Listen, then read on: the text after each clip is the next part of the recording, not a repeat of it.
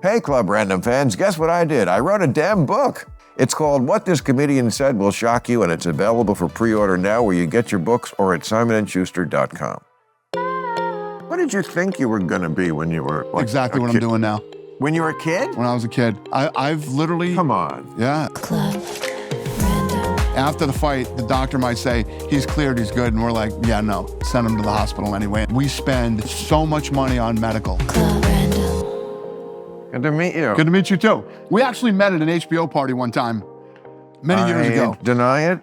Huh? I deny it. And whatever I did that night, I had a friend, my friend Jimmy, he had a card made, a little card he handed to me. It said, Jim Valley would like to apologize for his behavior on the night of, and then you would just fill in the date. You were great. We talked for a few minutes. That was before the UFC blew up or any of that shit. What year was it? I've been a fan for a long time. Thank you. Watched the show since way back when. Oh, I appreciate it. So what year was that we met?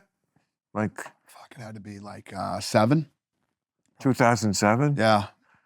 So where were you then? The thing was, you had already owned it, but... that was when I first started making money. We started cranking. And so The Ultimate Fighter aired in 2005, and by 7, we were, I want to say by 9, we did the deal with Abu Dhabi. We sold Abu Dhabi 10% of the company in like 2009. I mean, I have to say, whether people like you or don't like you, and, people do both as they do with me. 100%. Absolutely. But like I'm happy to like everybody. I'm trying to get past politics. I don't even care. I don't judge anybody by their politics, man. That's why we live here. That's what this country is all about. Well, I wouldn't go so far as say I don't judge them, but because politics is an extension sometimes of morality. So I do have to judge. But you know what? I also judge my own self, my own side. I don't think I have a monopoly on everything or any side does. And anyway, we don't have to get what I was going to I don't judge. It just, I don't judge people. This is America. You can be and do whatever you want to do. Right. I don't like douchebags. That's right. That's who I don't like. Exactly. Exactly. No, I know. I think we have that in common. And I have to admit, I always thought there was a lot on the right, and now there's just so many on the left too. And their type of obnoxiousness is the kind that just makes you want to beat the shit out of somebody in an octagon, But I was just going to say, the thing you did, I mean, whether people like you or hate you, you took something and made it huge, on a level. It kind of reminds me of Hefner because, it's both things. They seem obvious looking back, like pictures of naked chicks. You know what? This could catch on. I bet you I could get someone to. I could see, but you did it. It always made sense to me. Fighting works everywhere, man. Literally, if a fight broke out in your front yard right now, we'd both run out there and watch it. That's so true. Yeah. We are primal in that way. Well, I guess men. You think women too? Women love the UFC. Women love the UFC. Yeah, well, it's fascinating. We say women. Women are different. I mean, women. No, listen. Gina Carano is, has the same taste as Ellen? I don't think so. Yeah, but. When you talk about, this thing is broken into pop culture now. I mean, when you have the big fight, right? Oh, big total fight, pop culture, the right fight in the right place at the right time. And now because of streaming, the world is watching. The world is literally watching. UFC 300 we just had this weekend.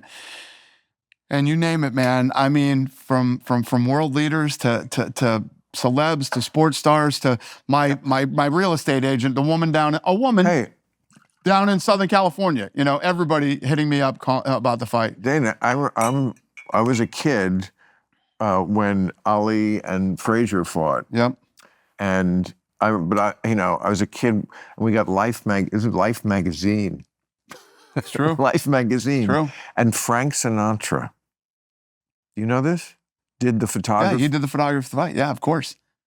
I mean, just think about that. I mean, that's what boxing, this is Ali Frazier, of course. This is after he'd been barred from fighting for 3.5 years because of Vietnam. Yep.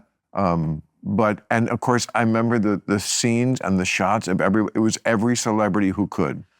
And it was in New York, all the pimps Yeah. with their fur coats, 100%. and their bad bitch. Well, you know what's funny? It's that movie American Gangster that Denzel Washington did.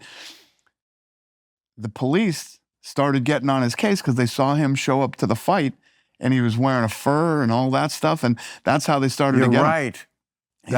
That's really where that was taken from, right? Yeah. Because that really happened. Yeah, But it was a so true great, story. the Ali fight, to see the pimps mingling with, Warren Beatty and whoever were the big stars of their Right. day. Everybody wanted to be there. I mean, again, Sinatra doing the pictures, that's pretty good. Incredible. Incredible. But that's we just- as human beings, it doesn't matter what color you are, what country you come from, or what language you Right. speak. We're all human beings, and we get fighting, and we like it, and it is Although- a part of pop culture. We generally do root for the person of our race. I mean, Listen. My thing with that is Maybe that's changed. but- during my generation. I would say the generation before me. I'm 54. The generation before me was probably that way, but I grew up idolizing, black athletes. Huge Me too. Michael Jordan fan. Yeah. Tyson. You know what I mean? We did idolize black athletes. Yeah, and but I'm just saying, like, I've only been to one boxing match. I was out here in LA, and it was Sugar Shane Mosley, Yep. I think, against, I don't know, a Latino fighter. Right. And the crowd was a lot of black and Latino. And I'm pretty sure Well, that that they makes were sense. See, I think it's more. I think it's more of. and I think it's been a If you're from England, and the fighter is black, and you're white from England, you're rooting for the English fighter. And I think it's all these different countries, but in America, no, you're rooting for whoever. Let me tell Yeah. you what. Every white guy who ever fought Mike Tyson, nobody was rooting for the white guy. I promise you that. Everybody wanted Tyson to win the fight. Tyson was this. Yeah, I'm just saying, historically, boxing has been a proxy for racial animus. Like, I'm not sure that, Max Schmeling, That's a whole nother fucking ball game. What they called the Great White Hope. Yeah. Well, there was Nobody in America wanted Max Schmeling to win, white or not white. You wanted Joe Louis to win that fight. And I'm sure you're familiar with the history of Jack Johnson. Of course. I mean, that Phenomenal talk story. about a bad dude. Phenomenal To story. do what he was doing in that and era didn't give a fuck. and paid the price. Yep. But he was like, white girls. 100%. Going every, like, I am just, that was This whole dude. thing about trafficking, that's where that started. trafficking. What do you mean? When you really look at what the definition of trafficking is, if you could, they could get you for trafficking if you invite a woman to another state, you fly her out, Oh, right. and you have sex with her, she's been trafficked. Ugh. Yeah. That started with Jack Johnson. That's how that law came into place.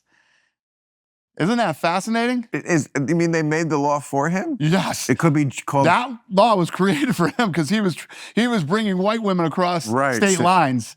Well, we have come a long way. Yeah. We really have. I agree. And that's good to hear that you don't think that it's, yeah, I'm sure you're right. That it's racial. No, listen, these days, especially with the UFC, I mean, we have fighters from all over the world. You'll have Americans cheering for Brazilians. When you think about boxing back in the day, first of all, the big fights would all happen in either Las Vegas, Atlantic City, sometimes New York and LA, Madison Square Garden in LA, right? And when we came in, I mean, I'm doing a fight in St. Louis. We do fights all over the world. And we have so many different fighters. For instance, we had a Brazilian in the main event last Saturday. Lots of people were rooting for the Brazilian over the American. I can do a fight in Arizona with a Brazilian and a Polish fighter, and the thing will sell out. Look, everyone, even this was by the dogma of the woke, they would say everyone is somewhat racist. If you don't think you're racist, dig deeper. Okay, dig deeper, Dana White. Dig, you fucking dig. I believe you. I'm with you on that one. Okay, so we're all trying to dig. They think I should dig. Some people too. Okay, I'm always trying to dig. Always have. Was raised that way. There's racist people in every group of human beings that walk the face of the earth. There are racist black people. Right. There are racist Asians. Now I remember. There are racist white people. There are racist, and I can say this to you. You don't have kids. No. But I can tell you this. I say this all the time. Nobody knows who you are better than your children. Your children, and when you were just talking about the thing, dig deeper, Dana White, dig deeper. You know, your kids at your house. I mean, you grew up in a house. You had parents. I was a kid. Yeah. You see the good, the bad, and the ugly. You know exactly who your parents are and what they do.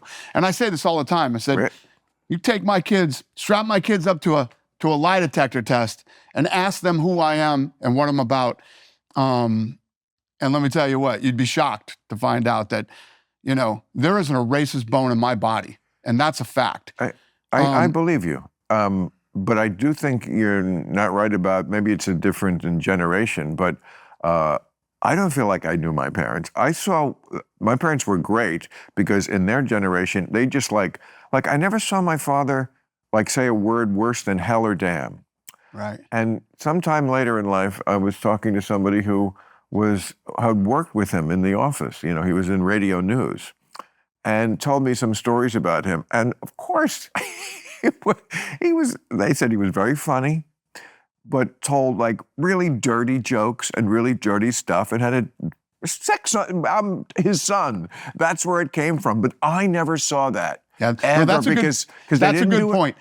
In front of the kids. And some of the I think that's different these days than it was when we grew up. Oh, yes, you're correct. But I mean, that is the place I'm always trying to get to, this place of reason. Right. And I think you're the same kind of person. I'm with you 100%. Yeah, I know. I'm for common sense. You don't want to fight, right? I'm over the bullshit. I'm done with You're not about fighting? Wait, bullshit. who am I talking to? You're all about fighting. You're probably a fucking billionaire. Are you a billionaire? No, I'm not a billionaire. No. But you've made a fucking lot of lolly on this shit, right? I've done okay. Yeah, I've done very well. So when people in the press, do they ever like write what you're worth? Because I know they don't. They try to. Me too. Yeah. It's like it's amazing. Like they just won't admit that they don't know how much you have. 100%. So they just make it up. They just pull it right out of your ass.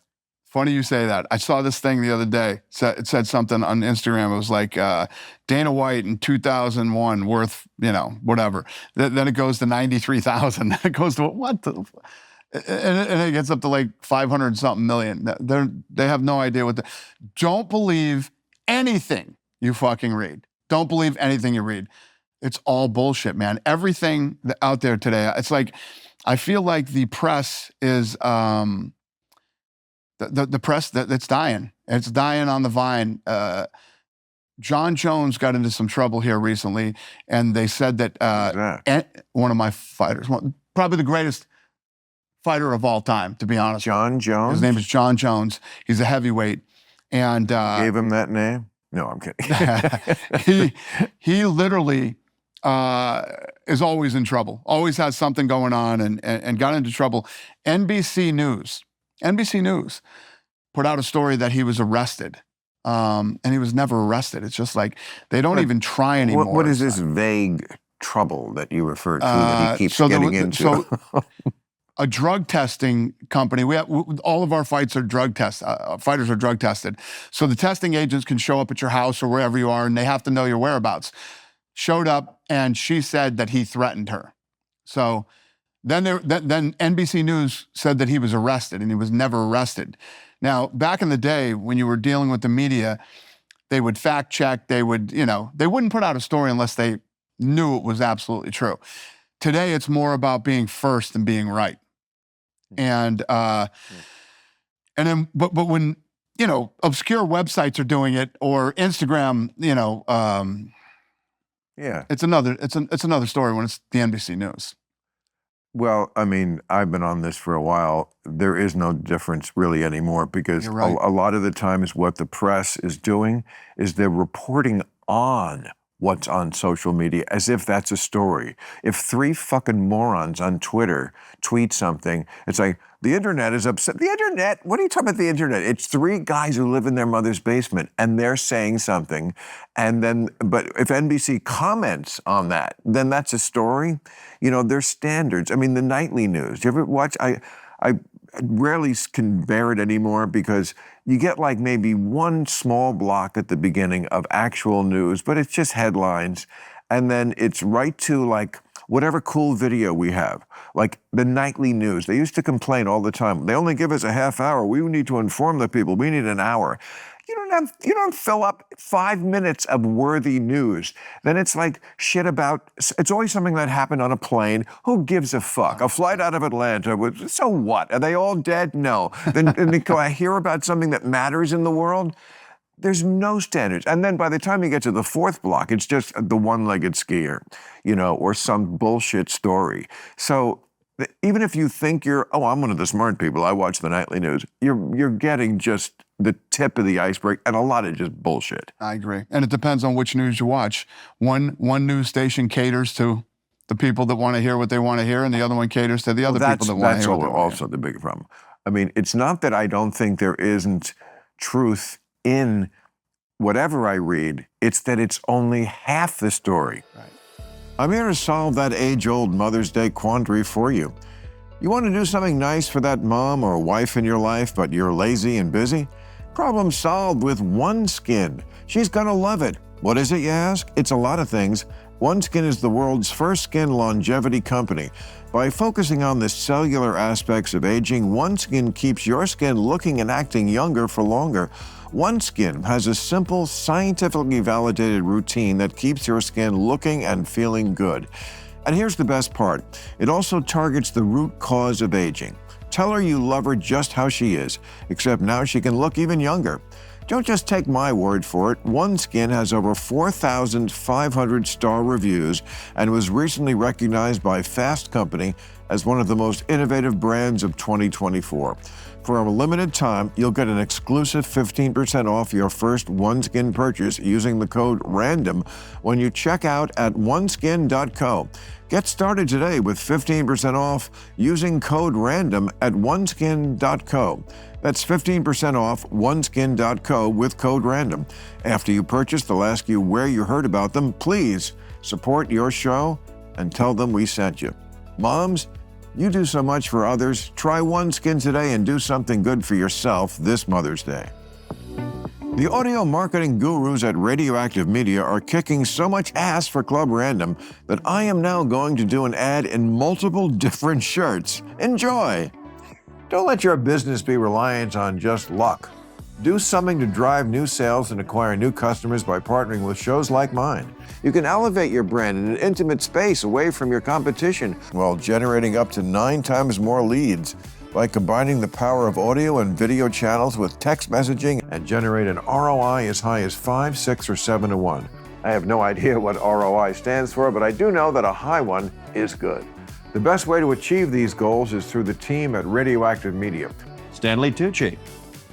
Club Random has been partnering with Radioactive Media since the beginning.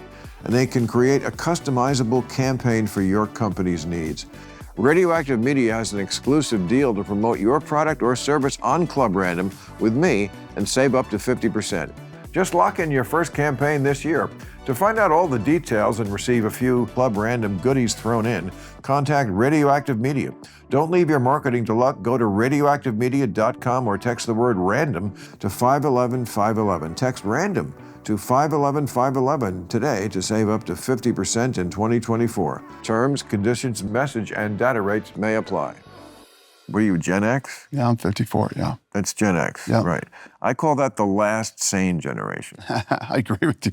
Right, they were the last kids who were like sort of free range. Were you a free range kid? 100%. Meaning you like Yeah, I came and went and... whenever we wanted to, exactly. Single parent. Where'd you grow up? Worked Boston? Boston and Vegas. So when I was in 5th grade, my mom, Vegas was paying nurses more than anywhere else in the country. Your mother was a nurse? Yeah, my Mine mom. too. Yeah. Oh, really? Mine was an Army nurse in Okay. World War II. Yeah. So we packed up the car and moved to Vegas. Me, my sister, my mom, and our dog. Ugh. Drove across country and moved to Vegas. Wow. Moved to Vegas. Yeah. That's like a sitcom. It really is. Yeah. Right. Oh, it's the greatest thing to ever happen to me. I love that city. But I mean, you were able to like walk in the house, walk out of the house after school and just nobody like 100%. really... My mom was always at work. Oh. Yeah. And she was the nursing. Yeah. And she would pick up extra shifts and work overtime and all that stuff. So me and my sister were home alone a lot growing up. Boston, I'm guessing Catholic. Yes. Me too. Yeah. Oh. Well, I know. Listen. Did you love it as much as I did? Oh, my God. It's because that's why I'm so, not religious these days. Oh, you're not? Religious, Yeah. incredible. Oh, thank you. Incredible documentary. Love Thank it. you. I've watched it multiple times too. Very, very well It's done. pretty funny, I must admit. It's very good. Thank you. I'm so glad. I'm so glad I got to do that.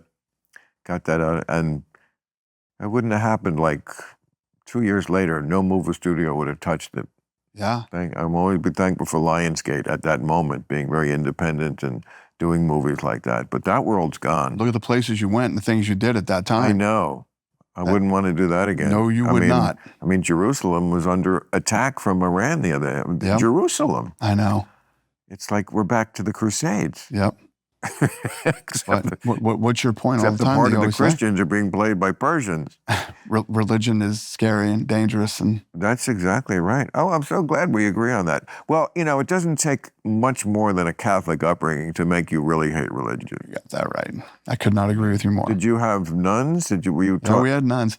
I'll tell you a great story. So when we moved to Vegas, I ended up going to a school, St. Viator's, which was like K through 8. And they the sister, we had this horrible nun who was our 8th grade teacher. She was evil, I guess that's the word I would use. She was not a good human. She just got busted for embezzling money from the school that she works at now for gambling. She needed gambling money. No, nuns are mean. I mean, Yeah. nuns are married to Christ, and apparently he is not putting out. You got that right. That is a level of anger at humanity that I think you only get from never having sex. I mean, they just seemed to. And in our day, it was more, it was way more gangster. They would beat the shit out of you. Yes, they would. And they could do whatever they wanted to do. Right. And you could never even question anything back then. It's a really deadly combination when you combine someone who's very unhappy in their life, probably and very frustrated, with the idea in their head that whatever they do to you is in the service of good. Mm-hmm. I'm turning you into a better little boy, Billy Maher, by threatening you with hell if you slump in your seat or something. Right. I mean, they were just, they seem to really want to scare you. They seem to think that like scaring a child 100%. is what's going to help them in life. And what was even scarier was the power that they held back Right. then. I mean, back in those days, Yeah. I mean, good luck trying to tell somebody that, that the nun was, a lunatic, or, the priests, or any of the good old stuff Were from you the good old days. ever molested? No, no. Really? By priests? Yeah. No. Well, No, but not by so I guess you by weren't. priests. No. So no. you weren't a cute kid. Yeah, Okay. exactly. No, definitely was not molested. I mean, there are. But why? Are you saying you were molested? No, I wasn't. I'm saying I'm insulted that I wasn't. Oh, got it. No, but there are cultures. I mean, the Afghanistan culture, or whatever part of it is, we found out when we invaded and stayed there for 20 years. There are rich men who have like 10-year-old boys. That's just a thing. Yeah. Like you can get when you're like a rich guy. So, keep marching for Hamas, kids. Yeah. You really got your liberal eyes on the right prize here. Yeah, that's fucking. Now they're cheering for Iran because they just fired all the missiles at Israel. So Iran is the good guys? You mean the Ayatollah, the fucking black-hearted, black-eyed, bomb-planting dude that we captured our people? And, it's like, I keep trying to tell the left this every week, like, the more you do crazy shit, the more you push the people in the middle to the right. So true. And what were your politics when you were 20? Were they I considered myself very liberal when I was younger. See, look at that. Yeah. Look at that. Yeah, I was very liberal when I was younger. And do you think it's more that you changed, or more that the country changed and the parties changed? I'd say it's a little bit of both. Listen, I'm for common sense. I'm all about common sense. Let's knock all the bullshit off. At the end of the day, you know what Americans want? Americans want to have a good job that they like to go to every day. They want to make a good, want to make good money. They want to take care of their family. They want to raise their family. They want to have a house. It's all the simple shit. It's all the things that the American dream is supposed to provide. That's what everybody wants. And watch people fight. Yeah. Thank God. Thank God, Bill. Well, entertainment. 100%. I mean, like, I judge almost everything by just how much did it entertain me. It's like, I don't need art to teach me a lesson. If it does, okay. But, I'm 68. I probably learned most of them or ignored most of them. But whatever it is, entertain me. And if you entertain me and teach me something, even better. But first, entertain me. So I always tip my hat to entertain me, even when it's not something that I particularly understand. It's like, you got to give it up for success. In America, that means a lot because, we have a lot of shitty things about us, but the one thing we still have is anybody can reinvent themselves here. I agree. Anyone can decide, tomorrow I'm going to be this different person and do this different thing, and I do have a shot. There's nothing really holding me back. I couldn't agree with you more. To get to wherever, and it's not likely for most people, but it is possible. That's why they're always asking, like, why don't the poor people revolt? Because they think they could be the non-poor people. Yep, and they can. And they can. Damn right. And there's enough anecdotal evidence. The American dream is absolutely positively real. Doesn't matter who you are, where you came from, what your education level is. If you have the right idea and you work hard enough, anything is possible. What did you think you were going to be when you were exactly what I'm doing now? When you were a kid? When I was a kid. I've literally... Come on. Yeah. I listen, part of the reason that I,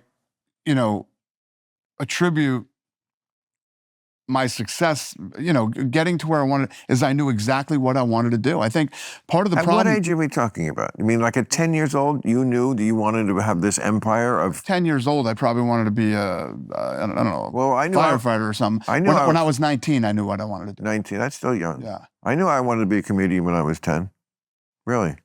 I wanted to be Johnny Carson and Robert Klein. So what I'm saying is exactly right. The hardest thing in life is figuring out who you are and what you want to do. But this specific thing you thought? Well, I wanted to be in the fight business. The fight business. 100%. I knew I wanted to be in the fight business. And at the time, you're talking 1988, probably the dumbest idea ever, but that's what I wanted to do. Got up every day and that's all I ever focused on. The problem is with most of these young people is, and it's unfortunate, they don't know what they want to do. Kids today. Am I right? Yeah. Listen, I'm always... Even when we were young, though. When we were young, the hardest thing in life to figure out is, who am I and what do I want to do for the rest of my life? Right. So these kids go to college, and if you talk to most kids and ask them what their major is, well, I'm majoring in this, but I'm thinking about switching over to this, because they don't know. But once you know and you zero in on it and you start working every day to achieve that, it's much easier than you think it is. Well, also the problem is that the kids... I think very often they go to these, especially at these elite colleges, they're not really taking anything or learning anything that would help them, like, practically in life. I don't disagree. If you major in queer poetry of the Asian diaspora, it doesn't immediately recommend itself to whatever's going to come next. Right. And I'm exaggerating, of course, but like there is just I've read the stats on like our kids and how many of them take, what are they called? The STEM fields, science, technology, engineering, mechanics, Right. Which, look, I'm the first one to admit, I don't do that shit. Right. I can't do science, technology, engineering. I'm really bad at it. I definitely can't. But like people I recognize how important it is. Like it is the most important thing. And I'm just saying, the Chinese kids do a lot more of that. And we take a lot more with, film studies. I agree. And, yeah, I don't disagree. Obviously, China and India, have got all the technology and smart kid shit on lock. And Americans, we just keep getting dumber and dumber. Right. And I mean, again, the great thing about America still, but like this could end soon. I'm not saying who might be responsible for ending it, but this could end soon. We are still a beacon for people to 100%. come. And so, like, even if it's the Indian and the Chinese kid, the smartest ones are over there, we would brain drain them here. I mean, people from all over the world. Yeah. And that still goes on, but it could end. We could become toxic America where even that, and I'm sure it has ebbed to some degree already because we do not present ourselves as stable anymore. You know, we used to be like, even when we weren't like great at everything, we were, you know, we're a Sheraton. We were reliable and clean. And now we're like some fucking motel with the police tape outside, you know? I agree with you. Yeah, we just don't present as stable. And if we don't, first of all, we lose the dollar being preeminent, which the dollar is still king. You must know this. Yep. Aren't you 100%. overseas a lot? 100%. Oh, that's all we do, yeah. I mean, I have a performance institute in China. I just opened one in Mexico. We're going to have one in the Middle East here pretty soon, and I have one in Las Vegas. So you're always on a jet going to... Yeah, we travel a lot. That's tough on your health. Yeah, oh yeah. Yeah, I started taking my health serious a couple years ago. I know. I'm in a good place. I feel better than I've ever felt in my entire life. Yeah, you look very healthy. Thank you. I mean, you look like you'd be a bouncer at Trader Vic's. But you were not a fighter yourself, right? I fought when I was younger. Not you MMA. look like a guy who's been in fights. Yeah, I've been a fight fan since I was a young kid. But no, if I was in a bar, I wouldn't want to fight you. I mean, I'd put it that way. It's like I don't want to fight anybody, but you just look like a guy who would do well in the fight. I don't want to fight anybody anymore either, man. No, I just fighting is gross. Yeah, I'm at this place in my life, you know, professionally and personally, where any type of negativity, I cut it out of my life in every way, shape, even in my business. It's like I want to be in business with people that I'm aligned with, and we think alike, and you know. We want to work together, and you help me, and I help you, and we grow our business. And I'm done with all the woke bullshit, and all the games, and all the media fucking gotcha bullshit. And me too. I'm done. I'm definitely down with all that. Well, definitely done with all the woke bullshit anyway. But when you're watching a fight, one of your fights, are you a little bit shitting in your pants? Because what if somebody gets hurt bad? Always shitting in your pants. It's Good night, everybody. That's my interview with Dana White.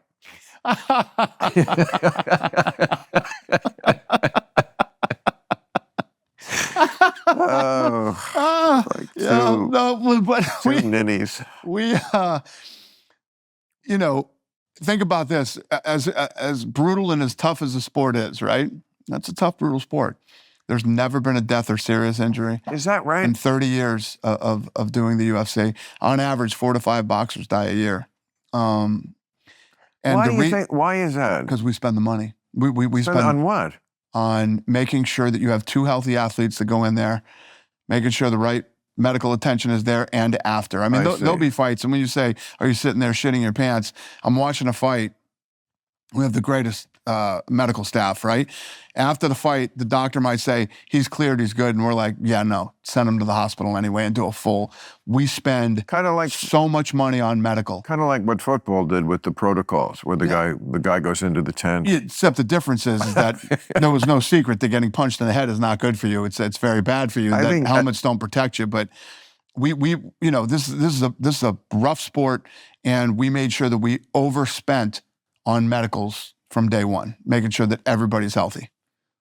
All right. What do you think of this idea? Mm-hmm. At the Trump-Biden debates, they have the tent on both sides. You know, like in the football on the sideline where they have to go into the blue tent. And when either one of them says something really stupid. I didn't even hear what you said. What did you say? Every time they say something stupid, they have to go into the tent to check their brain. Have you ever searched for anything online that you'd want to keep private?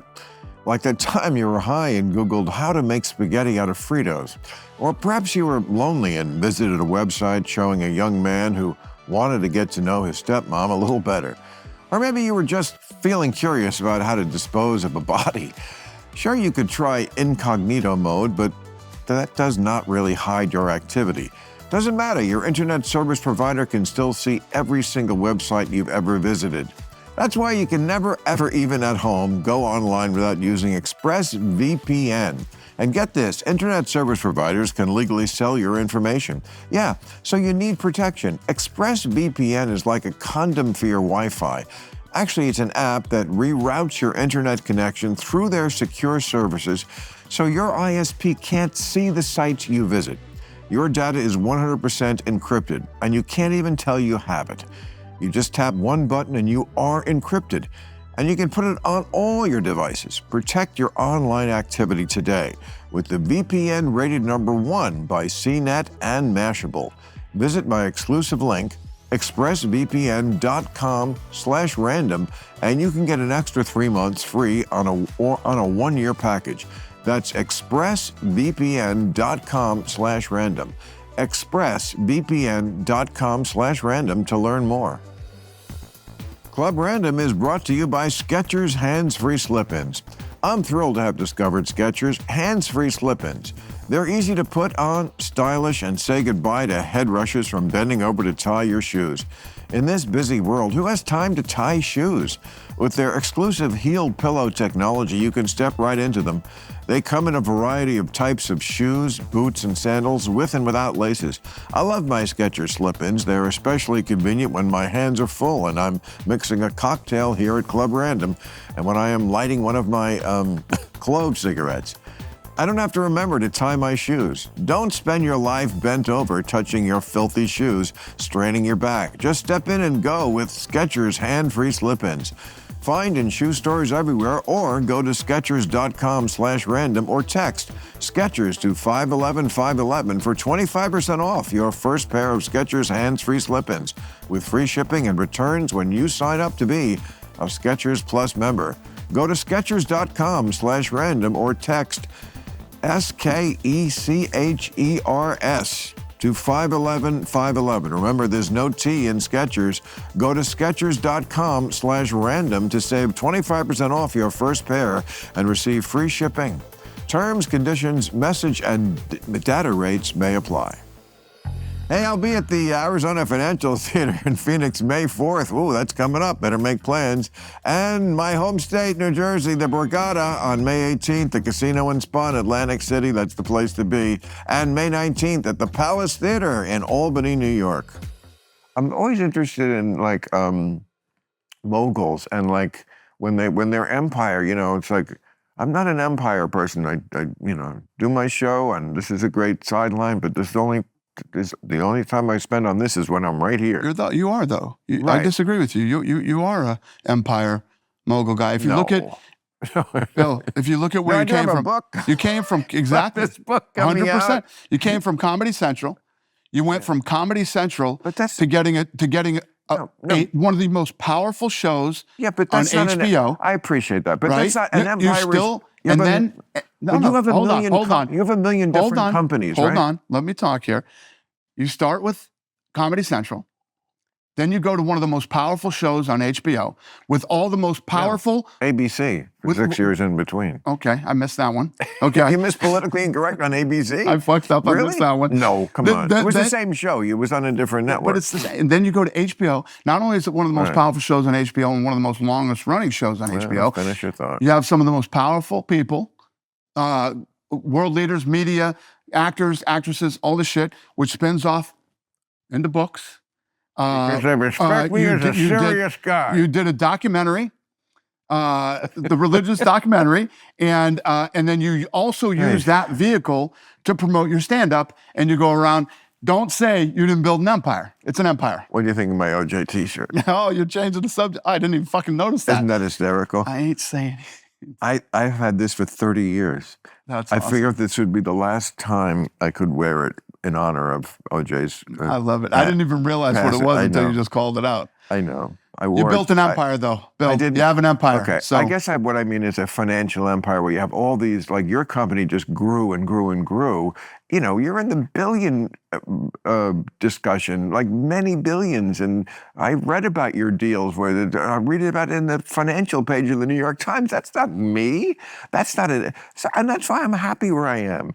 But you have a real empire like that. I'm always curious, like how people, or like Elon Musk, he's got the Neuralink thing where people can walk and they're paralyzed or whatever that is, and then the rockets in space, and then the car company. Like, how do you manage a day with so many fucking irons in the fire? That's what I'm asking. Like, you must have to increasingly delegate more, because you can't personally be like in the minutiae of all these different companies and things you have going, the slapping and the the fighting and the kicking and the, oh my gosh, it's a madhouse. Yeah. So what's, how many people work for you?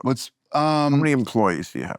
not as many as you would think. We probably have around 650 employees. Okay, well, I don't. Well, there's like fucking 40 people standing on your lawn out there right now, and I just came in. Those are just the homeless. I let them graze here. No. So 2 years ago, I started taking my health seriously, and it just gave me another, I have... Yeah, what did you have? Something? I had 50. That's what I had. I was 50 fucking years old, and... that's not... Yeah. That's not an age where you should be... I'm 68. I know, but once you hit 50, everything starts to change. It's just... It's different. I think it doesn't if you... Well, of course, everything is slowly evolving in the wrong direction, but you could basically do whatever you used to do, maybe somewhat diminished, but can you still, play basketball? Yes. Can you still run? Yes. I wouldn't do a marathon. Can you still make sexy time with the missus? These are all the things you did when you were younger. At 50, certainly, you should be able to do all of them. Yeah. Pretty much as well as you could. I couldn't do anything as well as I could do when I was in my 30s and 40s. But when I turned 50, everything started to change. And I was talking to all these doctors who couldn't cure anything. They couldn't fix any of my problems. Well, all they wanted to do was put me on pills, and I was doing these $10,000 cholesterol shots in the stomach. Yeah, we're talking the same. I'm always on this page with Western medicine. All this other bullshit, I'm glad they exist, but they get a lot wrong. They're arrogant about thinking they have all the answers, and they don't, and that's why they call it a second opinion, because you need two, and then the two don't match, and I'm always on this. So tell me yours. So you had just 50, so you were just felt shitty? Yeah, I just kept feeling shittier and shittier and shittier. How much were you drinking? How much were you drinking? No, I was never really a big drinker. I was. When I drank, I would drink, but I didn't drink often. I drank often. Not every night, but when I was in my 30s and 40s, I would go out a lot and to multiple stops. I always say if I write a memoir, it's going to be called Who Is in My Body? Because I would never do that now. I couldn't. And it was you'd go to dinner and have 2 drinks, and then go to a bar and have and then another after club or something. And by the end of the day, you had 8 drinks. If you did that twice a week, that's 16. Mm-hmm. I used to have a shot before the show every night. That's another 5, So you're up to 20, 25 drinks a week. Now, to an alcoholic, that's a day. Right. But it's still, that's a lot of... It's true. That's asking your liver to process a lot of shit. Yeah. I didn't drink like that. I wasn't a random drink. I wasn't a regular drinker. Well, you missed a good time. Yeah. Because I'm not going to say it wasn't fun. When I did it. But I didn't do it all the time. But, when I turned 50, I was on medicine, all these meds from the doctor. Anyway, I met this guy, Gary Brecka. Remember Casey Kasem? Of course. His daughter and I have been good friends for a long time, and she introduced me to this guy, Gary Brecka, and said, this guy will change your life. And I always looked at Carrie as a little bit of a hippie, you know what I mean? She was what I used to consider a hippie. And my whole thing is, if what went on through COVID didn't wake you up, that modern medicine is full of shit, I don't know what to tell you. Good luck to you, and I hope everything works out for you. Well, we're woke me up. We're there on that one, brother. Woke me up. And that's the thing. Don't get too mad at people who you don't agree with on even major political things, because 10 minutes later you might find out that they're totally simpatico on the other thing. Right. And you think, how can this person who's so reasonable about this be so wrong about the other thing. It's a blind alley to go down. They just don't see it the way you do, and they never will. And it's okay. Yep. It's I okay. agree with It's you. okay to let it go. Listen, we're very aligned when it comes to that. Yes. I literally don't judge anybody by their political views, and but the medical thing, I feel sorry for people. I'm so into this Gary Brecka thing, and I'm always talking about it, and I'm so that people actually think I'm getting paid to do this. No, I'm not. I'm actually, what I do is I go out and talk about it. I pay. I actually fucking pay Gary. He doesn't pay me, and I talk about it because I know that there's other people out there like me that are going through this shit. And when you think about the guys that are with Gary Brecka right now, you know, the most, you know, big celebrities, powerful businessmen, people who can afford healthcare, and they're not. They're going with Gary Brecka and doing what he's doing. He's a human biologist. And the guy completely changed my life. He told me, give me 12 weeks. I'll get you off all these pills. So basically what he does is he takes your blood, does a DNA test on you, and he can come back and tell you everything that's wrong with you. And he'll tell you what was wrong with your parents too. And that's where he blew me away. Oh, I know what was wrong with my parents. Me too. But no, I mean that it's always great to find a medical guru, somebody who you can really trust and proves to you that he can, that he's just looking at. I mean, I met a good friend of mine. He's a good friend of mine, but my holistic doctor from 20 years ago, I think we first got together. Where I was as a patient, and like, you know, just reorient your thinking, and then you see, oh no, you know, Western medicine does have its place for sure. I mean, I'm very grateful to Western medicine and lots of stuff, but mostly what they're good at is saving you at the very last minute. If you're really fucked, they can Superman-like catch you as you fall out the window before you hit the pavement. And that's great. But I want something more, you know, organic and like long-term, and let's stop it from happening in the first place. And they're not good at that. And they misdiagnose a lot.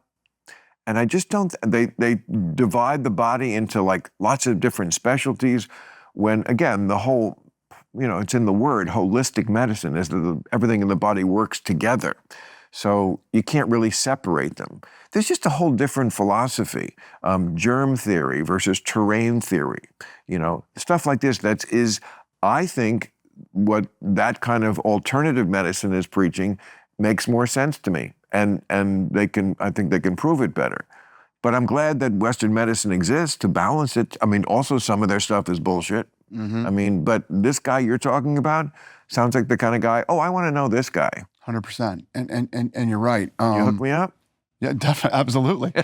Where well, it is sounds he? like you're good. That's why when we started having this conversation, you said, oh, you can Well, still I do. bet you it's a lot of the same Well, you've been doing ideas. holistic for a long time. I wasn't. This is the guy that I was. I'm building a business, right? I'm young. And every time I felt like I was about to get sick and I'm about to go out on the road for 7 days, I go see my doctor and I'm like, I can't get sick. Right. No problem. Psh, psh, psh, psh. Take these. Fucking, I never got sick. Well, what were you taking? No, the fuck knows. I don't know. Oh, Just come giving me on. shots and all this other shit. Oh, come on. You must know. I had no idea what I Oh, was come taking. on. No idea. No Shots. clue? Was it a B12 Steroid shot? shots, B12 shots. Steroids? Who the For hell what? knows? I don't know. Why would that? I didn't want to get sick. So this guy would make sure that I didn't get sick. Oh, that's worse than my drinking. Then I got 50.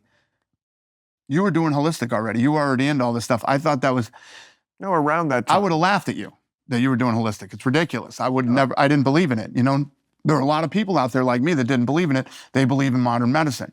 Since I met Gary Brecka. I believe in modern medicine. It's not, I mean, Yeah. doesn't- Not for your fucking general health, though. No, exactly. For but my general health, I don't ever want to talk to a doctor. If I break my arm, No. I want to see a doctor. That's it.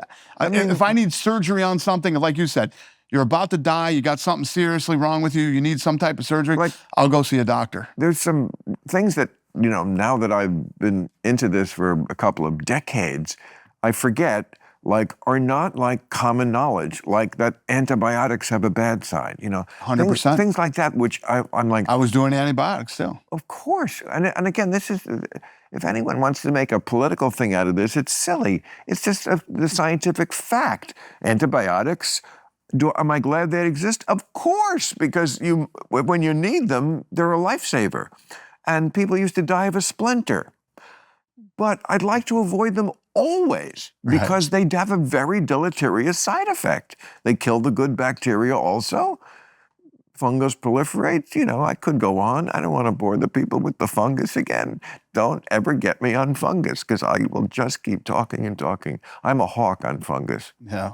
I'm like Barry Goldwater on fungus. Like, extremism, fighting fungus is no vice, and moderation is no virtue. But, you know, that's another thing. Western medicine, like, only now kind of catching up to fungus.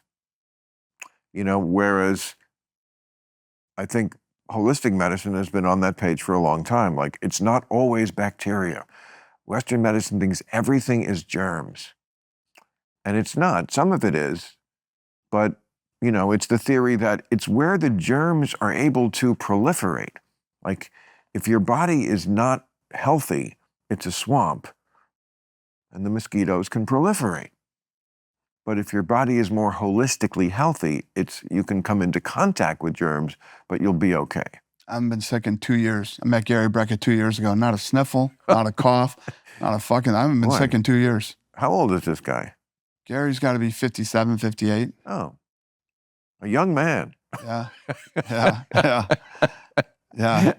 Oh, the guy's brilliant. Guy completely changed my life. And, you know, when you talk about how do you deal with all the irons in the fire every day, because I always tell Gary. Well, how many hours do you work a day? I get into the office every day at like 9:30 in the morning. I work out and do my shit, and I don't leave till 8:30 every night. But you're probably enjoying it, and the day goes. I love every minute of it. Right. I love every minute of it. I love every minute. You probably have to pry yourself to go home. No, I love it. Right. I love what I do. Okay, so then you go home. So you get home at what time? You drive yourself? Yeah. I like driving too. I like driving myself. Yeah, I'll drive to work. I usually don't drive home. How long a commute do you have? 20 minutes. 20 minutes. Yeah. Okay. And it's not like this. I mean, so this is Vegas. I was on your fucking street over here, and the GPS and the car said 1 minute for like fucking 20 minutes, and then finally your crew had to go out and shut down traffic on one side so we could whip down the street.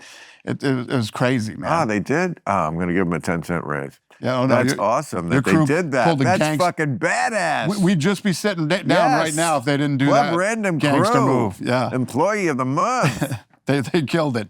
Wow. We'd just be starting this podcast right now if they didn't. Wow. Well, yeah, traffic. That's LA, bro. That's it.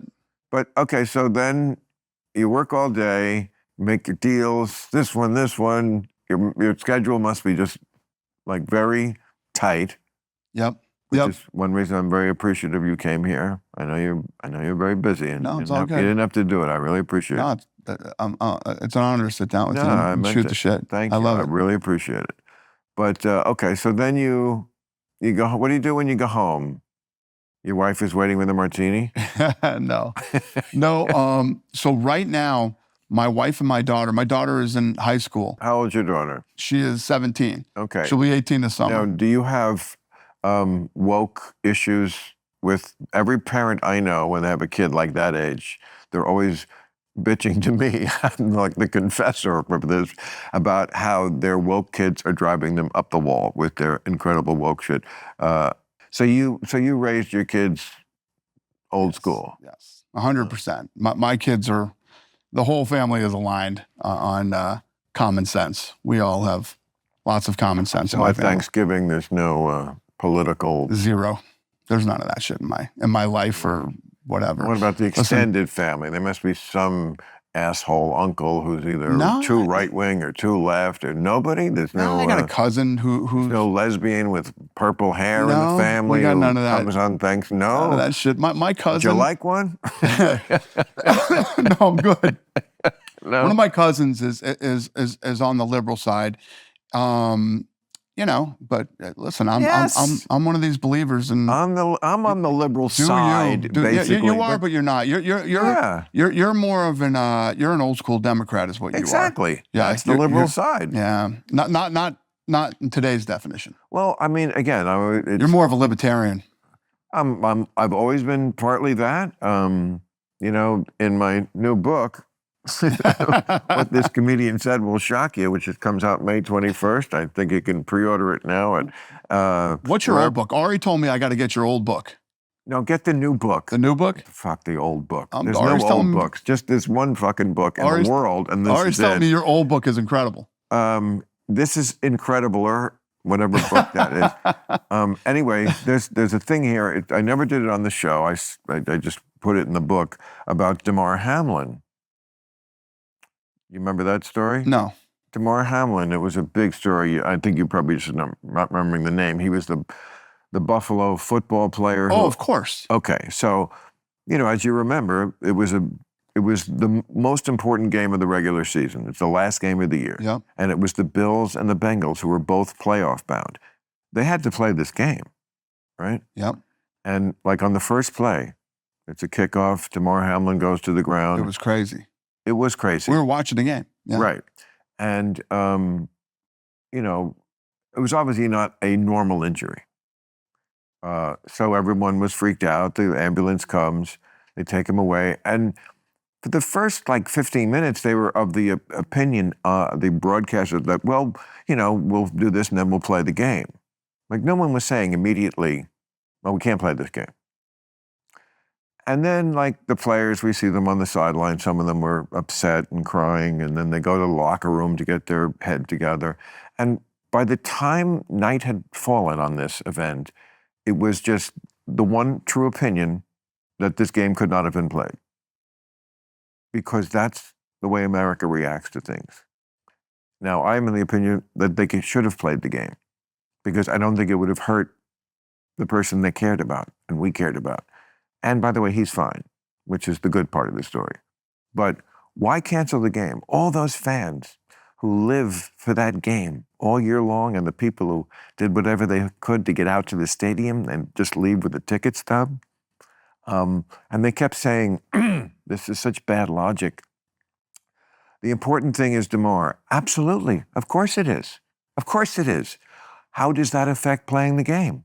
He's in the hospital. Mm-hmm. Unless the doctors are watching the game out of the corner of their eye while they're operating on him, I don't think it's going to affect anything. And yet, this became, Skip Bayless, suggested maybe we should have played the game, and they wanted to cancel him for just entertaining an idea that 24 hours earlier was what everybody thought was going to happen. And then we all just fucking sheep got behind this idea that somehow it would be disrespectful to the guy in the hospital.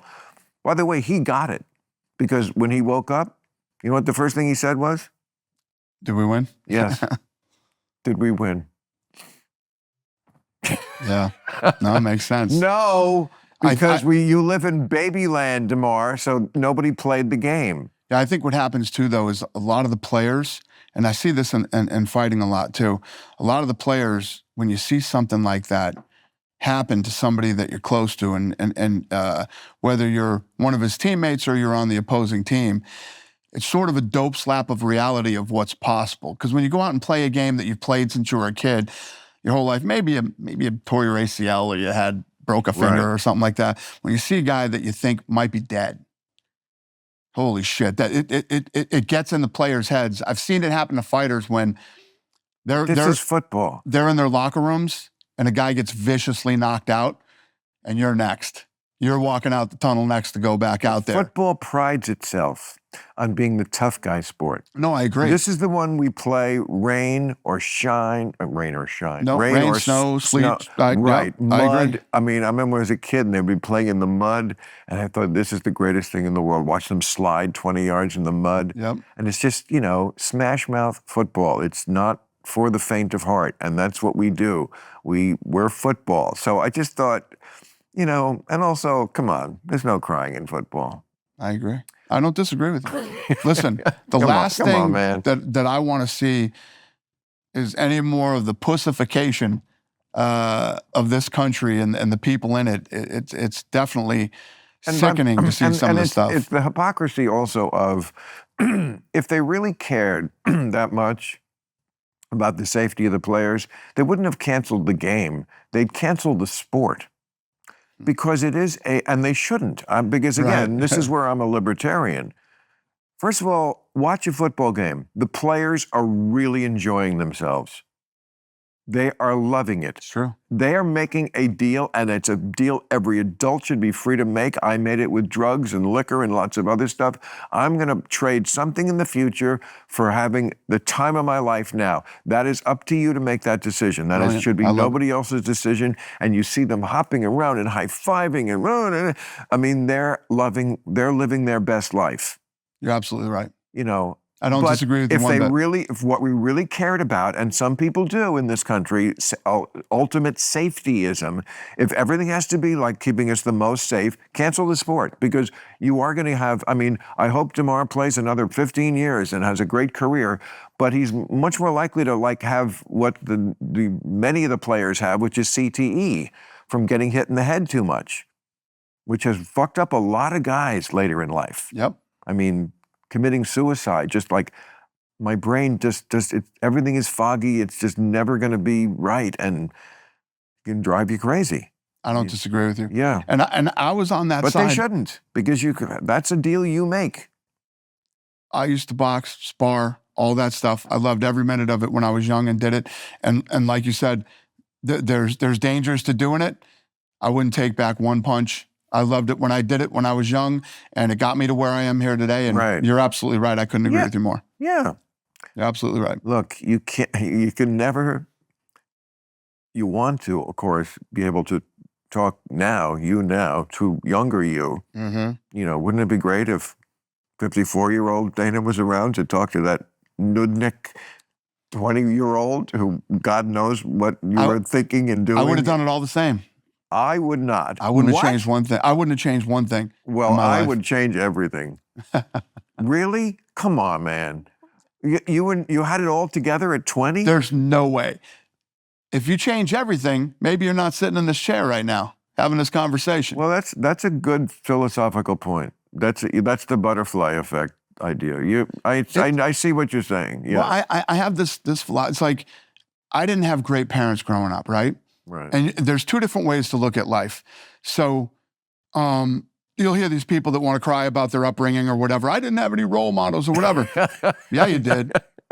I had incredible role models. My people around me showed me everything that I didn't want to be, and I saw the things that I did want to be. Wow. We all grow up with role models.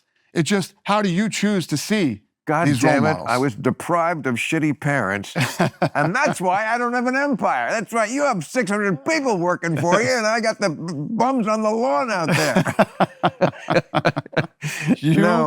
You did just fine. For you to say that you would change anything when you were younger. Yeah, maybe we did some dumb shit I'm just saying that I don't remember. I wouldn't pick different parents. I wouldn't pick a different upbringing. I wouldn't pick different aunts and uncles that I had. Everybody that I grew up with and around taught me something. But I just feel like I could have just done so many made better choices. So many stops along the way. And if I could only go back and extirpate from my mind so many bad thoughts I had about how things worked and who I was, I feel I could have the same good life without so much pain that I caused myself. Like, give you an example. Like, I was putting away some pictures recently, and there was some publicity photo taken early in my career. I was 28. And I'm looking at this picture. I'm like, oh, this guy is really not bad looking. And I realized, like, when I was that age and I struck out with a girl, I'd always think, God damn it, I'm not good looking enough. Because, I mean, otherwise she loved me. I have this awesome personality. And I realized looking back, it's the exact opposite. I was plenty good looking enough. It was my personality that was the problem. You know? Well, so, like, things like that, if I could just have the mind I have now, it would just be great. But what would you do different? I mean, when you talk about girls, I mean, you're not married, you don't have kids, and that's obviously a choice. You made a choice to not get married and not have children, listen, I got a buddy who's just like you in so many different ways. Seriously, in so many different ways, he's like you. But what I find weird about my friend is he's a good-looking dude, was a great athlete his whole life, but it's almost like he's still searching for himself in a weird way. He never wanted to get married. He did have a kid. You know, he got some girl pregnant. Right. I don't know. It's almost like this guy who I look at and say, fuck, this guy's got everything, but he's always still sort of looking. He did that ayahuasca bullshit, and fucking, he did the ayahuasca thing and came back and was a total pussy when he came back from doing that. He wanted to start talking to me about his feelings and shit, and like, I was like, dude, where are you? I'm looking for my old friend. Where'd he go? I, I'm sympathetic to what you're saying. Although there are a few things here I have to say. Ayahuasca, I'm not going to do it, but I don't think I'm better because I'm not going to do it. I think I'm worse. I think if I wasn't such a baby right now, or maybe if I was a little younger, or I really wanted to look under the hood, or I thought it would change things, or maybe I'm afraid it will change things and I'm pretty happy with how things are going. 100%. I would do ayahuasca. And when people do it, I think, look, I've been a drug advocate my whole life. I can't be a hypocrite and say, oh, I don't think it's a good thing to explore your mind. You know the group, The Doors? You know where that comes from, that name, The Doors? No. It comes from Aldous Huxley's book called The Doors of Perception. And the doors of perception are opened, was the book's theme, with drugs. You know, you can find places in your mind that you never would without drugs. So it's a treat. It's a mind treat. And so why did you not want to get married and not have kids? Well, yeah, that's a kettle of worms. You know, I think it was in me, the kids thing was in me from my own childhood. I didn't like kids as a kid, and it never changed. Like I was always into adult things. Not that I'm the biggest intellectual in the world, but adult stuff just seemed more fun, and I wasn't wrong. It is. Now, of course, when I was 10 and playing in dirt or whatever, I'm sure I thought that was great, but I mean, I wasn't very old. I mean, certainly 9 or 10. By that time, I was like thinking, oh, you know, James Bond and Johnny Carson are a lot cooler than Dirk over here, you know, Gary, you know. So I was always like into the adult stuff. And then like, it just seemed like, you know, Woody Allen said, marriage is the death of hope. I mean, that's a little harsh. And it's certainly not applicable to everybody. I know lots of people who are very happy that they're married and would not be happy if they weren't. If they lost their spouse, they'd be lost. I'm just that other type, you know. That doesn't mean I can't connect. I love to connect. I have another buddy who's super intelligent. He's a really, really smart guy. And, you know, one of those guys who's sort of older than he really is. You know what I mean? His years. Yeah. Exactly. And wants nothing to do with kids. So I'm always fascinated by that. What makes a guy say he doesn't it takes all types. I mean, I know guys who were players when I knew them when they were bachelors, and it didn't stop after they got married. Right. They just wanted kids. Yeah.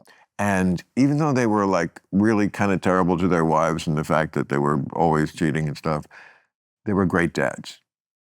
That's a type. I know that type of guy. Yep. There's a lot of guys like that. Certainly out here, maybe they're more, but like they're players, they're scalawags, but they do take dad seriously. And the wife kind of knows maybe, but he's such a good dad.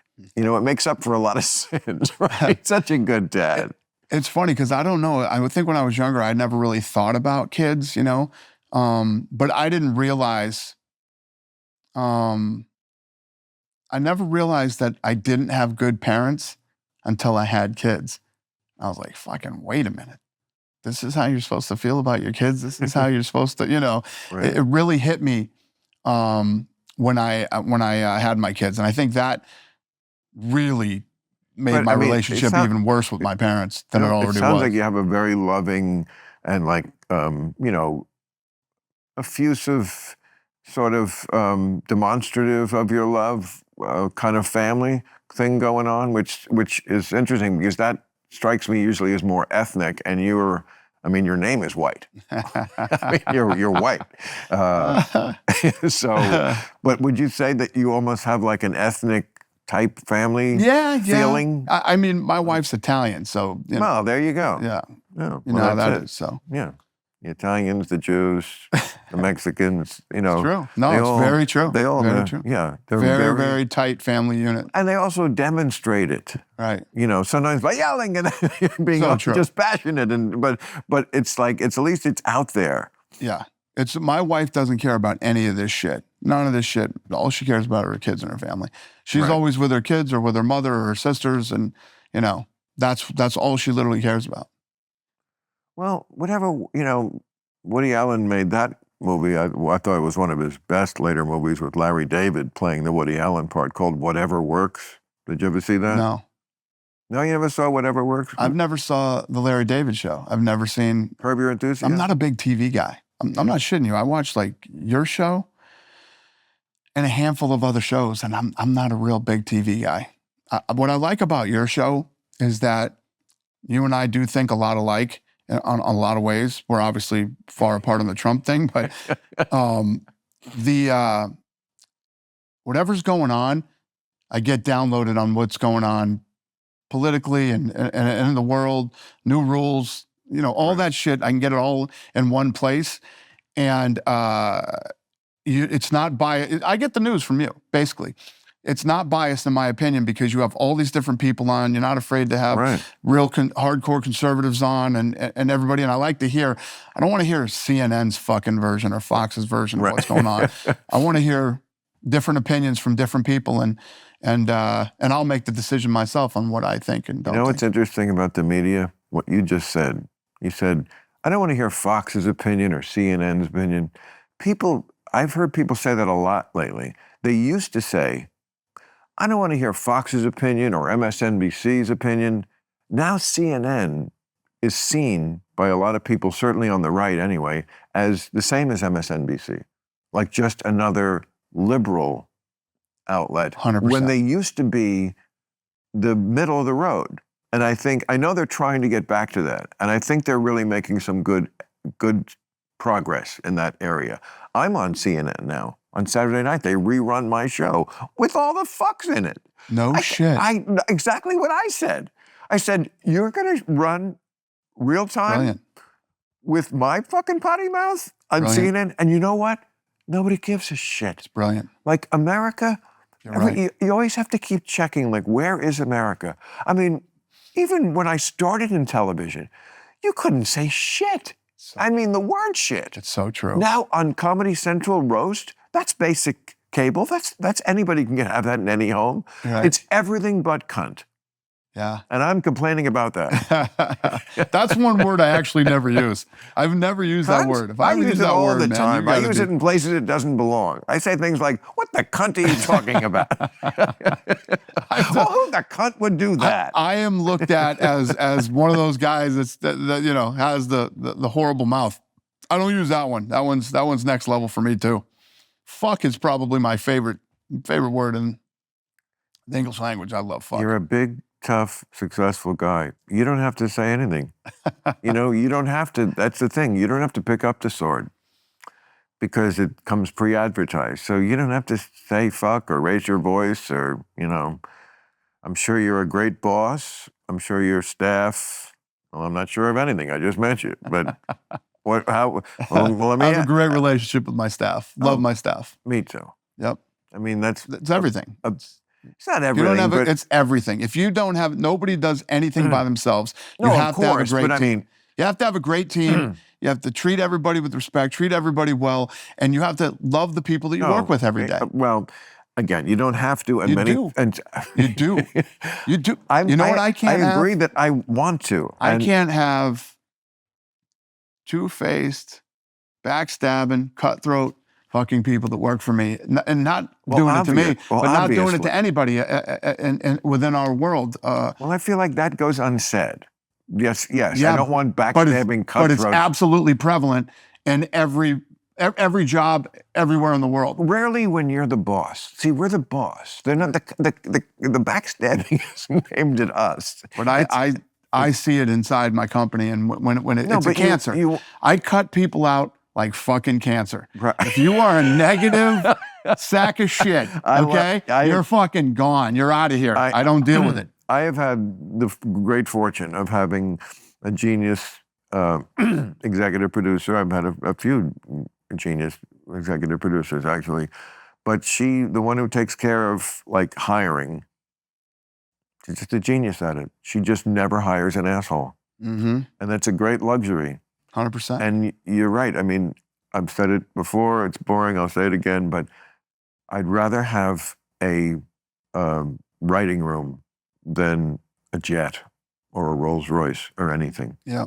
That's like the greatest luxury is to have a room full of people who you can go into and be funny and say crazy things, and no one's going to drop a dime on you. 100%. We're all on the same team, and we all want to get to the same place, and we all want to win. And with today's, especially younger generations, they're snitches and bitches. Yeah. They're easily offended, and they love to take it public. Gotta go. And yeah, You gotta go.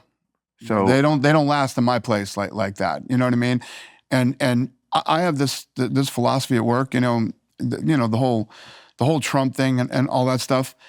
I don't push any type of agenda in our office or whatever. I don't even say, hey guys, it's fucking, the primaries are coming up, get out and vote and all this shit. Right, If you want to vote, vote. If you don't, Right, who gives a shit? It's not your place. Exactly. Do whatever the fuck you want to do. Right. There's no place for that in the workplace. I agree. Care who you fucking sleep with, what you identify as, who you pray to, What you smoke. any of that shit, who you vote for, who you whatever. I don't care. All I care about for the next 8 hours is that you give a shit about UFC and what we got going on. Right. Other than that, live your best life, do you, and Right. let's have fucking fun doing this and let's be the Right. best.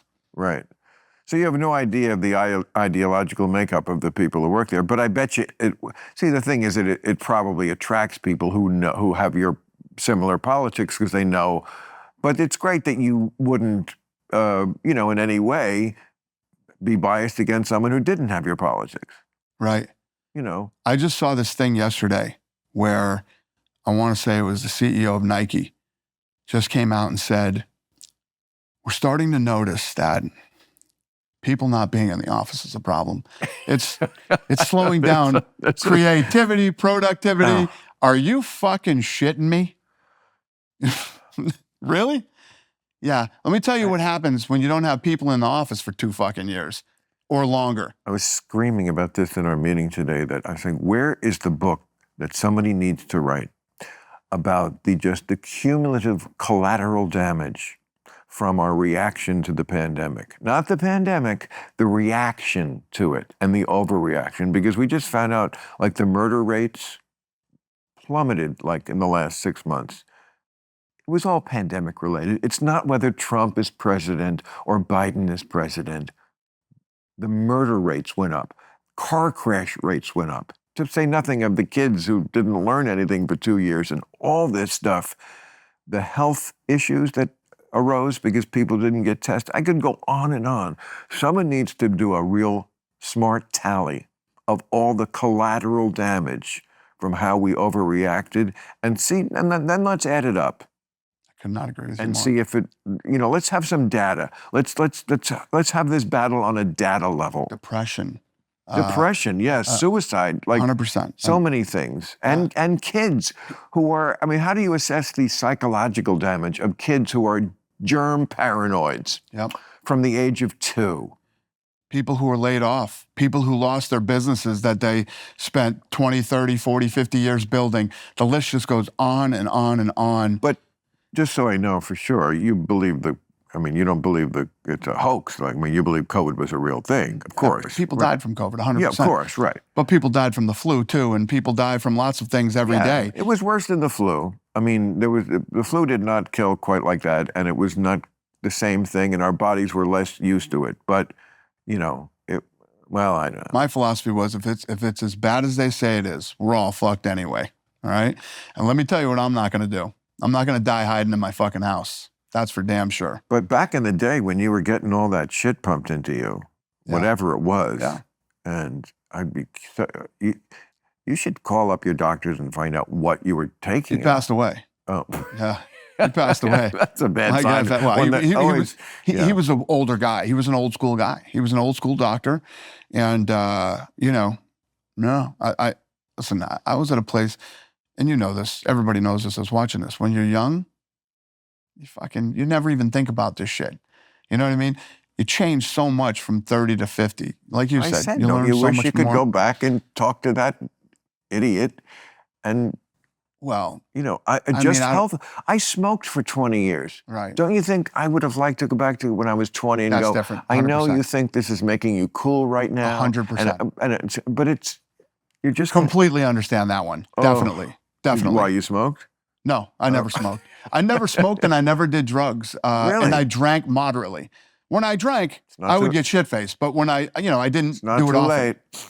What's that? Not too late. I promise I won't turn into one of those ayahuasca Nancy boys asking about your feelings, Dana. I don't give a fuck about your feelings. Good. All right? Perfect. You and I can hang out a lot because I don't want to ever fucking talk about my feelings with another fucking dude. But Well, you don't mean that. That's too far. I mean, no, I'm that guy. I'm that guy. It drives my wife fucking crazy. No, I don't want to talk about my feelings. And I don't want to talk about... But you may not want to, but we talked about a lot of things tonight, and your feelings were injected into all of them, I'm sure, as they should be. But as far as what? I don't know. As far as we talked about. I mean, I did a... You were abused as a Catholic boy. Did I remember that wrong? You opened up to me. Okay. I was doing an interview with... oh, geez, I can't remember his name right now, but he starts diving into he starts doing the whole relationship with my parents, right? How did it feel to know that you never had the love of your parents? Who said this? Who's the interviewer we're talking like about? everybody else that grew up, in a family had and all this shit. And he's like, how does that make you feel? I said, Jesus Christ, you sound like my fucking wife.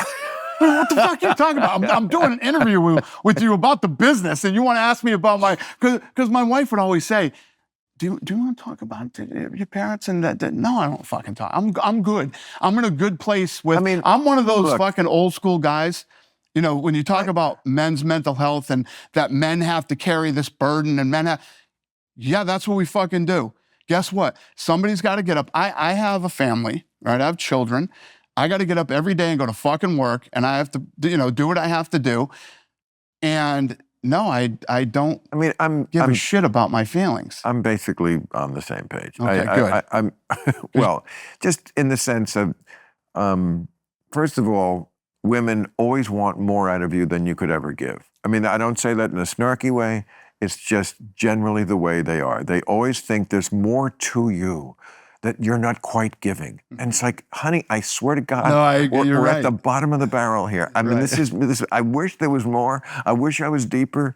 But we're at the basement. Below that is public parking, and we don't want to go down there. You're right. It's just, and just that's always going to be their nature. Mm-hmm. And our nature is, yes, that certainly is changing with the recent generations who don't even really many times want to say they're of one particular gender at all. 100%. So, it was Piers Morgan, by the way. I just hit me. Oh, Piers Morgan. I love Piers. So I do too. He's a good guy. Right there.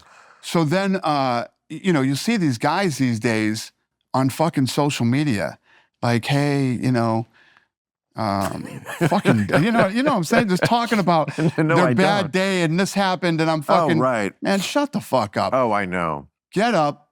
Oh, I know. Get the fucking work and do what you got to do and be a fucking man. No, be a man. I tell you. Just be a man. This to me though, just if I could speak like I think we're friends now. This is very, very intimate now and my feelings are involved. But like this, I must say, as a bachelor, has not been, look, I'm talking to you like no one's going to hear this. This has not been the worst thing for me because like there is such a dearth of like men who act like men that, if you're one of them who does, not in an obnoxious way, not in a toxic way, but just like a man instead of this bullshit, or if you're a guy who doesn't think that the first date should include anal and choking, you just stand out as like, oh my God,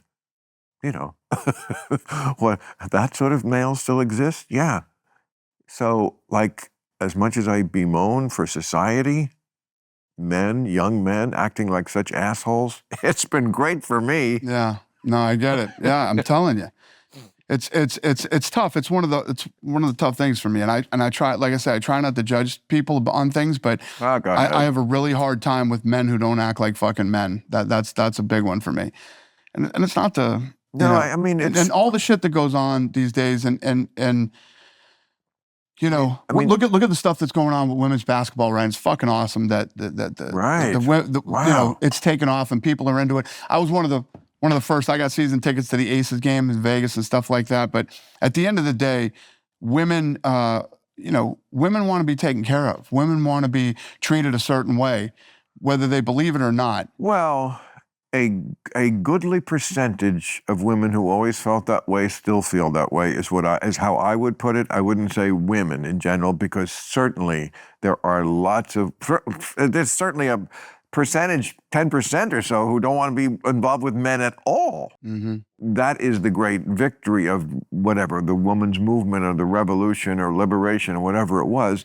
That was really what it was. When I was a kid, a woman literally moved from her father's house Right. to the husband's house. There was True. no there was like sitcoms. No, that's a good point. When No, I was you're a right. kid, You're like right. that girl, like she's on her own in the city, Yeah, wow, we're so fucking modern. You know, women, the difference between my mother's day and certainly even after that, I think to a degree, and now is like, then you had to find a husband. 100%. Now women are like, if I find somebody who's great and it makes sense, yeah, I can do that. But I'm not going to do it just to do it. 100%. If I can't find somebody great, I can be on my own. You're right. I can buy Listen, it. there's a woman outside the door over here somewhere, my head of PR, who is the absolute fucking best in the business, man. She's an absolute gangster. She is a massive asset. No, I'm dead serious. Massive I asset know to you this are. company. And I have nothing but respect for her. I don't make a move without having her involved in it because she's fucking brilliant. And you're right. She is one of them. She's definitely not being taken care of by anybody. She handles her fucking business, Right. and takes care of herself. Right. But I would say most women in general, you know, want to feel safe and be taken care of, especially Yes. if you Well, end up having a fucking baby. Like this whole shit these days, if you have a kid with somebody, right? If you have a kid with a woman, her life completely changes. Your life really doesn't change that much. Right. Right? yes. You fucking yes. you take care of the woman that had your fucking children. Right. And you take care of your children. Right. I guess that's what I meant to say instead of, yeah, you were dead on with what you said. And yeah, this is what I meant. If a woman has your child or children, right? Her life completely fucking changes. Yes. Be a man Right. and handle your fucking business and take care of your fucking, you know, the woman that had your children and your kids. Yeah. Right. Make them feel safe and take care of them. Well, I think we have our answer as to why I never had a wife and children. No, we didn't. We didn't get to the well, bottom of that. you just said it. I gotta take care of hey, them. You fucking you bob the weave that fucking thing like Frasier. Yeah. No, I mean, no, I mean, look, if you don't think you can do that well, and I never thought I could, then that is the right thing to do, not to do it. It's not a bad thing to not be a parent. It's a bad thing to be a parent and then do the job shitty, which is what you're saying as well. But here's what I'll disagree with you on, is that I think that every young man doubts whether they can do that. But then you surprise yourself when you actually, when it happens and you dig deeper and you do things you never thought you could do. You mean with kids? Yeah. Yeah. When I'm sure that, I'm sure you're right, that if it would have made me dig deeper. So would ayahuasca. Well, listen, wanna- I think if you had kids and had whatever, you'd have done, you did just fine anyway. You'd have been able to take care of your family, but Yeah, there's just something deep inside of you. There's something with you. It's just like my buddy. Some fucking reason why you guys don't want to get married, don't have kids, but I feel like- that's a deeper dive, and there's probably not enough time I on this feel like fucking that is- podcast to get into that one. Oh, we have plenty of time because because my friend, that to me is a projection that guys like you put on guys like me because Not at all. You cannot stand the idea. No. That maybe I disagree. I don't. That's not true at all. You're not seeing me here, sitting here going, oh, you fucked up. You don't know what you're missing having kids. I love my fucking kids more than anything. But I have a really good friend of mine too that I told you that doesn't want to have kids. And he's a young guy. He's still fucking 39 years old. He could have kids, but he doesn't want to. And I never argue the point with him. I'm like, listen, you know what you want better than I know what you want. But there's a reason deep down inside with you and with him. But he's a very intellectual, smart guy like you. And I don't know. Yeah, I bet you two could have some fun fucking conversations. I got to introduce you two sometime. You two would hit it off. You two would end up becoming really good friends. I never understand when people say that because, like, there's every chance we couldn't or might not. But I feel like I often get along with more the opposite. Right. You know, it's just more interesting when there's somebody who's like you. It's like, why do we need another me in the room? You know what I mean? It's like, we already got a me. Like, what the fuck do we have to talk about? I mean, I don't want to agree on everything. Right. Now this guy's going to hilarious. He's going to be bird dogging all these women. What the fuck do I need this guy around here? Tell your friend to go fuck himself. I never liked him.